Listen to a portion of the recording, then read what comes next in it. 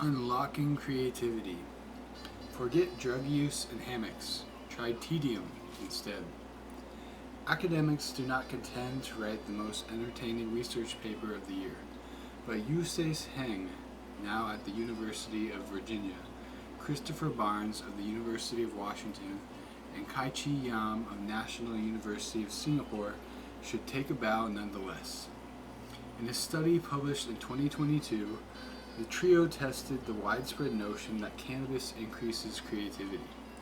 The researchers recruited a bunch of Americans who take the drug recreationally and asked them to take some standardized tests of creativity, from thinking of novel uses for a brick to coming up with money-spinning ideas for a music band. Some participants underwent the test immediately after taking cannabis.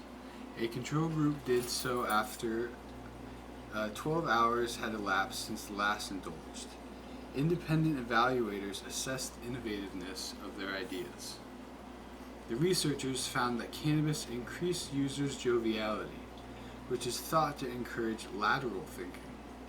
Drug use also led to people rating their own creativity and that of other participants more highly. The problem is that independent assessors could discern no effect on the actual quality of people's thoughts. Cannabis users got high and duly found everything mind-blowing, regardless of whether it was or not. Leaders may want employees to be sober, especially while evaluating ideas, is one of the paper's dry conclusions. You might think that doesn't need saying, but the search for ways to unleash creativity seems to scramble executives' brains. There is rising interest in the use of psychedelics in the workplace, not simply as a healthcare perk, but also as a way of stimulating innovative thinking. But before you submit your book pitch for The Smartest Guys on the Mushroom, take a minute. A study published last year in Nature, a scientific journey, tested the effects of low doses of psilocybin and reached a similar conclusion to the cannabis paper. Participants may have gone on a trip, but there wasn't much evidence to suggest that it ended in creative destination. Drug use is at the extreme end of a range of techniques whose purpose is to jolt people into a more innovative mindset. There are specific exercises designed to encourage divergent thinking, such as sketching the person next to you or designing a unique sandwich. How about the tripe with a dash of sour grapes?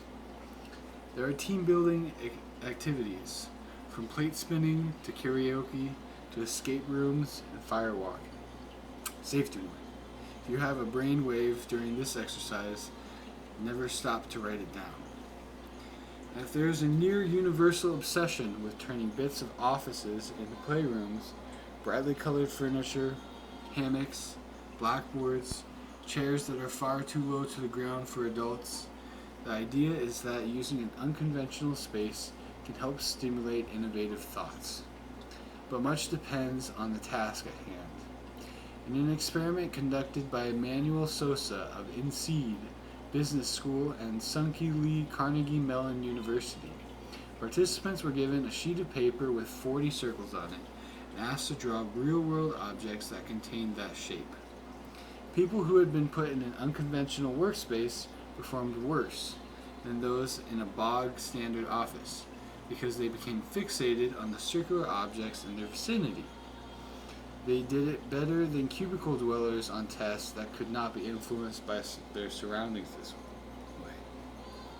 Group activities undoubtedly have their place. It's called hell.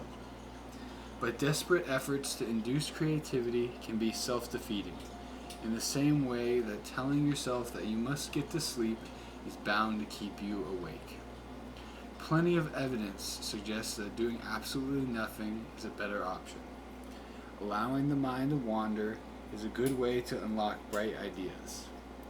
Aaron Sorkin, a celebrated screenplay writer, showered multiple times a day as a way of getting around writer's block. Tedium itself can be a useful spur to inspiration. In a study presented in 2013, researchers found that people who had copied telephone numbers out, or even better, just read them before taking a creative test, outperformed those who had not.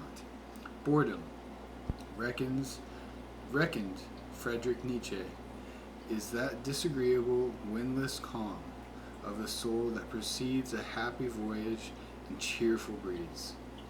There is nothing like boredom to make you write, agreed a young Agatha Christie. Maybe she could have achieved much more if she had a beanbag, some Lego, and a zoot. Or maybe creativity is just a bit less formulaic than that.